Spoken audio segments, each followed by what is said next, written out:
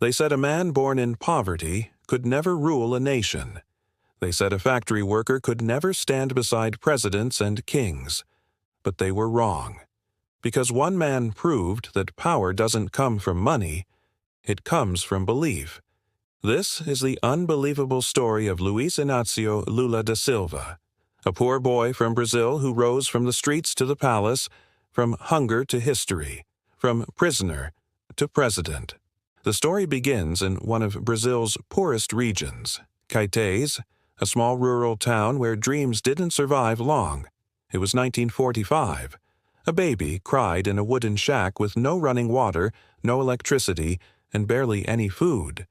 That baby was named Luiz Inácio Lula da Silva, but everyone just called him Lula.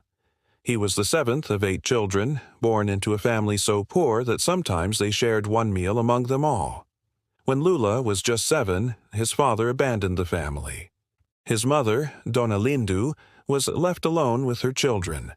But she was strong, so strong that she carried her family for 13 days on the back of a truck to reach São Paulo, all in search of a better life. That journey changed everything. They arrived in the city with nothing but hope. But life in São Paulo's slums was brutal. Lula sold peanuts and shined shoes on the streets to help feed his siblings. He once said, "I didn't know what hunger was because hunger was all I knew." But even then, Lula had something the world couldn't take away: a dream. He wanted to change his destiny. At 14, he got a job in a metal factory. The work was dangerous, the pay was small, and the hours were long. One day, a machine crushed his finger in an accident. He went to the hospital, but they refused to treat him because he was poor. That pain became his fuel. He said to himself, "If I can't even afford to fix my own hand, maybe I can fix the system instead." That's where the fire of revolution was born. He joined the Metalworkers Union, fighting for better wages and safer conditions for people just like him. And it was there, amid smoke and steel, that Lula found his voice. He wasn't formally educated, but when he spoke, people listened. His words were raw, emotional, and real. He didn't sound like a politician. He sounded like the people. By the 1970s, during Brazil's military dictatorship, Lula became one of the leading voices of the working class. He organized massive strikes, defying the generals who ruled with fear. The government tried to silence him, and in 1980, they arrested him. For 31 days, Lula sat in a small prison cell. But what they didn't know was that a movement was being born behind those bars. When he walked out of prison, he wasn't just a union leader anymore. He was a symbol, a voice for millions who had none.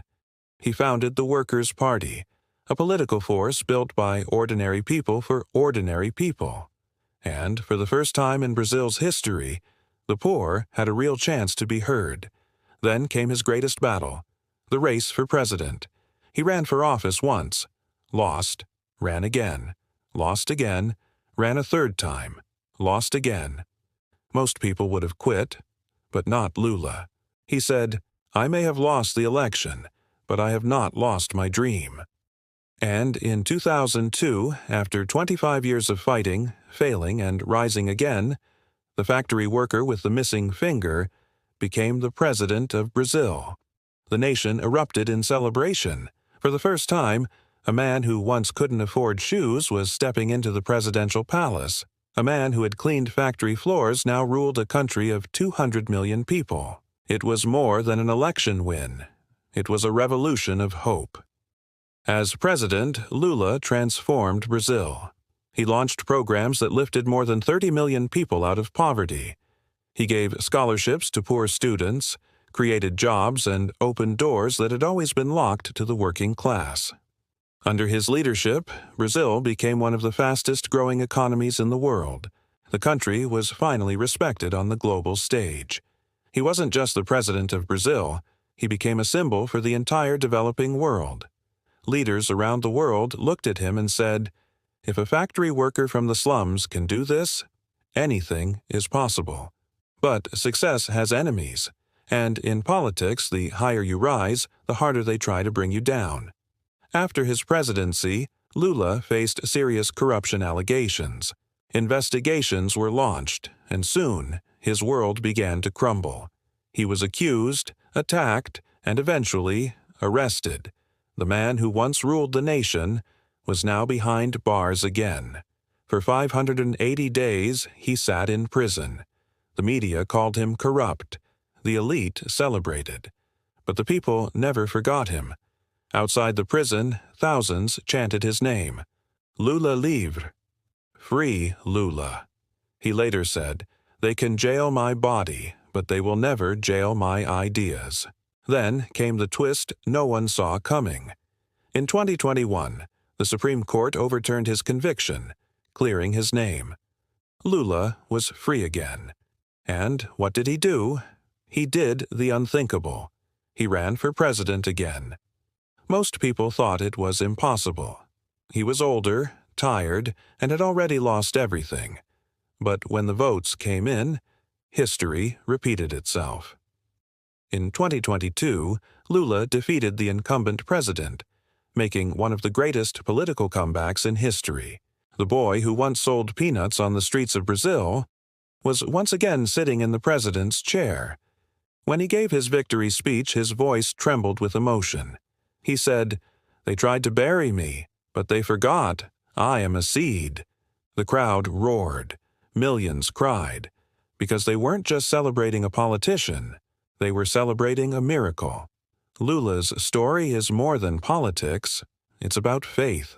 Faith that no matter how poor you are, no matter how many times you fall, you can rise again.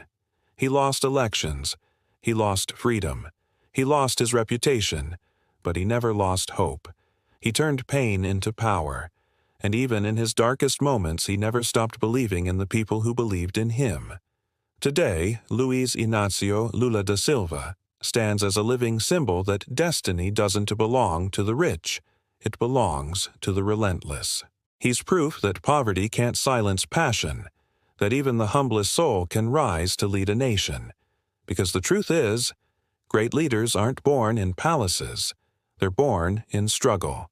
They're forged in fire.